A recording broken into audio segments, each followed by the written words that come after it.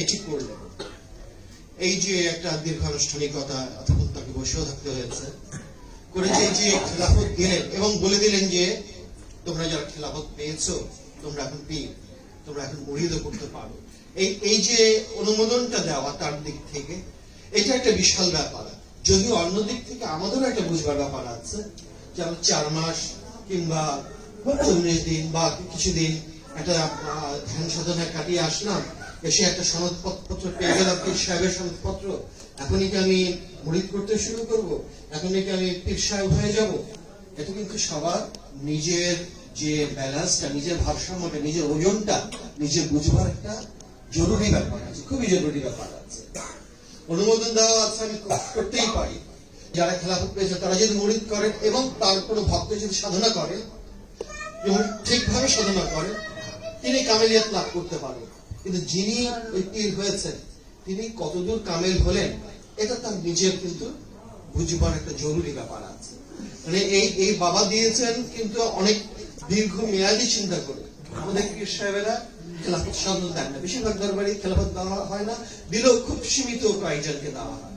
বাবা উদার ভাবে আগে তো আরম্ভে ঢালাও ভাবে সবাইকে খেলাফত দিতেন, পরে এই জিনিসটা আসছে যে না, অন্তত একটা সাধনা করতে হবে। 40 দিন বা 4 মাস সাধনা করলাম এবং সনদপত্র পেয়ে গেলাম।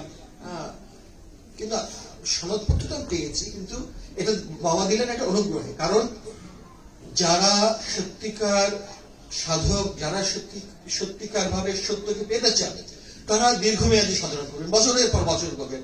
ওলিয়াল্লাহরা যদি 12 বছর 14 বছর লাগে, মহানবীর যদি 15 বছর লাগে, না আসলে তার লাগুক বা না লাগুক, উনি দেখাচ্ছে যে তিনি 15 বছর করেছেন। তাহলে আমি 4 মাস সাধনা করে পেশা হয়ে গেছি, শাস্ত্রী হয়ে গেছে। সেই শাস্ত্রী, যে শাস্ত্রীর কথা সৃষ্টি শুনে কি আমি শাস্ত্রী হয়েছি, এটা আমার বুঝবার দরকার আছে। এইটা যদি আমরা না বুঝি তাহলে কিন্তু আমরা একটা বিপজ্জনক জায়গায় যাবো এবং আমাদের অনেক ভাইরাই এই বিপদে পড়ে।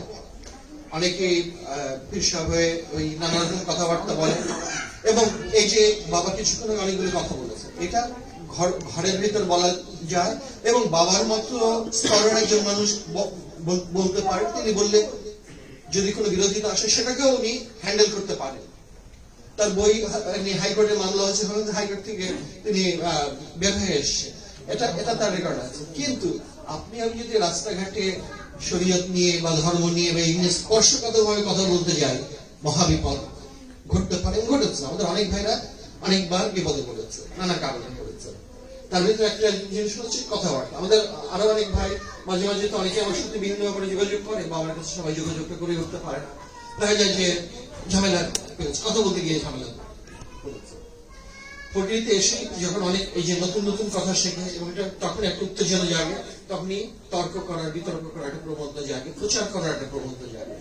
এবং তখন কোনটা কোন পরিবেশে, স্থান কাল পাত্র না বুঝে কথা বলতে গেলেই ধর্মটা খুবই স্পর্শকাতর বিষয়, খুবই বিপজ্জনক বিষয়, বিপদে পড়তে হয়। কারণ ওহাবিরা এখানে ক্ষমতায়, ওহাবিরা প্রাধান্য বিস্তার করে আছে, বা ওই ধারার যে ভাবনা তারা বিস্তার করে আছে। এবং যেহেতু সুফিবাদ ব্যক্তি কেন্দ্রিক, যেহেতু সুফিবাদ একটি গোপনীয়, যেহেতু সুফিবাদের উদ্ভবের যুগ থেকেই সুফিরা প্রতিষ্ঠানের কাছে, সরকারের কাছে, রাষ্ট্রের কাছে নানাভাবে নিকৃত হয়েছে, ফাঁসি হয়েছে, এগুলো নানা রকম ঘটনা ঘটছে। সুতরাং অযথা যেন আমরা কেউ সেই সব বিপদ না পাই।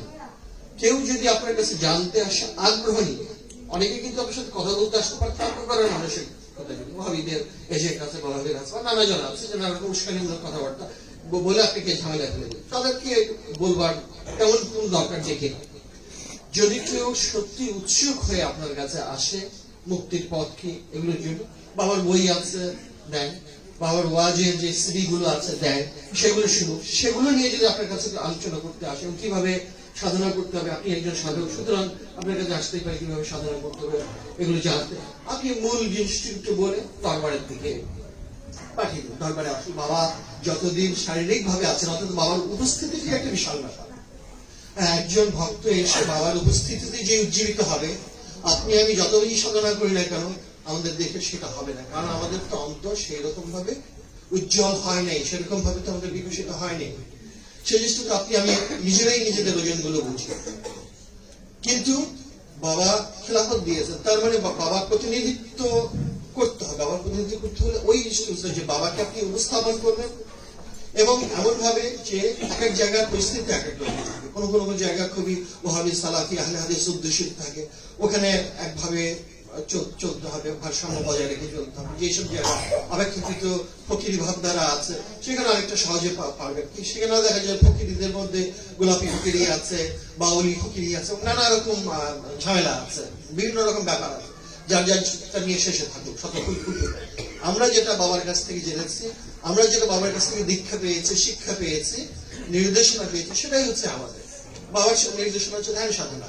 এখন ওই কোনো জায়গায় পাবেন ফুল সাধনা, কোনো জায়গায় পাবেন চন্দ্র সাধনা, কোনো জায়গায় এইসব অনেক অনেক রকম কীর্তি কাহিনী আছে। গানের মধ্যেও এরকম আছে, প্র্যাকটিসের মধ্যেও এরকম আছে। আপনি জানলেন, শুনলেন, সবটাই জানলেন, কিন্তু যেহেতু আপনি বাবার কাছে দীক্ষিত, আপনার সাধনার রীতি অবশ্যই বাবার দেওয়া নির্দেশিত হতে হবে, না হলে আপনি বিপদে গেলেন। আরেকটার মধ্যে যদি কিছু থাকেও, সব পথে কিছু না কিছু আছে। বাবাই তো বলেন নাকি যে পুকুর একটা ঘাট অনেক, অন্য ঘাট দিয়ে গেলেও যে কিছু পাওয়া যাবে না তা না। কিন্তু আপনি বাবার কাছে বলে দিয়েছেন, দীক্ষা নিয়েছেন, কাজে আপনি আপনার দীক্ষা গুরুর যে যে নির্দেশনা আছে, পথ আছে, আপনি সেই পথে এগোবেন, সেটাই আপনার জন্য সহি, সেই পথেই আপনাকে এগোতে হবে। এই কথাগুলো আমাদের মনে রাখা দরকার। এখন ধ্যান সাধনা এইটাই বাবা বারবার বারবার করে বলছেন, খেলাফত দিচ্ছেন যারা সাধনা করছে তাদের। বাবার সমস্ত বইয়ের ভেতরে, সমস্ত ওয়াজের ভেতরে যে ধর্মের সার কথা, সার মানে একটাই, তোমার ভেতরে যে খান্নাসটি আছে তাকে মুসলমান বানিয়ে দেওয়া।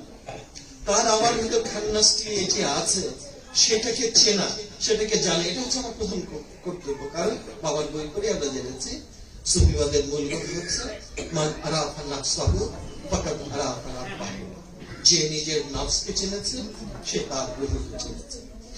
সুতরাং আমাদের নফসকে, আমার ভেতরটাকে তো আমার চিনতে হবে, জানতে হবে। সাধনার মূল জিনিসটা হচ্ছে এইটা, এবং এটা করতে হবে কিভাবে, সেটাও বাবার নির্দেশিত পদ্ধতিতে, যে মুর্শিদের মোরাকাবা করতে হবে, মুর্শিদের ধ্যান করতে হবে। মুর্শিদের ধ্যানটা কি জিনিস, এটাও বাবা বারবার বারবার বলেছেন, লিখেছেন। সেটা হচ্ছে বসে নিরিবিলি জায়গায় বসে চোখ বন্ধ করে প্রথমে এই শরীরটা আমার না, এই শরীরটা আমার মুর্শিদের, এই হাত, এই পা, এই চোখ, এই পুরো শরীরটা কোনটাই আমার না, এখানে আমি নেই, এখানে মুর্শিদ। আমার আমিত্ব থেকে বেরিয়ে যেতে হবে, আমার নিজেকে খুলতে হবে, আমাকে এগোতে হলে আমাকে আসলে আমার কাছে ফিরতে হবে। কিন্তু আমার কাছে ফিরতে হবে একটা ঘুর পথে, সেটা হচ্ছে আমার মুর্শিদের মাধ্যমে। সেখানে প্রথমে আমাকে বুঝছি এইটা আমি বসে নেই, আমার মুর্শিদ বসে আছেন, এই হাত পা কোনটাই আমার না। এবং দুই চোখ বন্ধ করে দুই ভুরুর মাঝখানে মাকামে মাহমুদা দিয়ে মুর্শিদের সুরতটা ধ্যান করতে হবে। সেইটা আমরা তাকে দেখেছি, সামনে সামনে দেখেছি, কথা বলতে দেখেছি, হাঁটতে দেখেছি, নানা ভাবে দেখেছি। তার কোনো না কোনো রূপ আমাদের ভিতরে একটু বেশি মনে গেঁথে গেছে। এইটা আমরা খেয়াল করতে পারছি, কোনটা আমাদের মনে বেশি গাঁথে, কোনটা আমরা সহজে স্মরণ করতে পারি, আনন্দের সঙ্গে স্মরণ করতে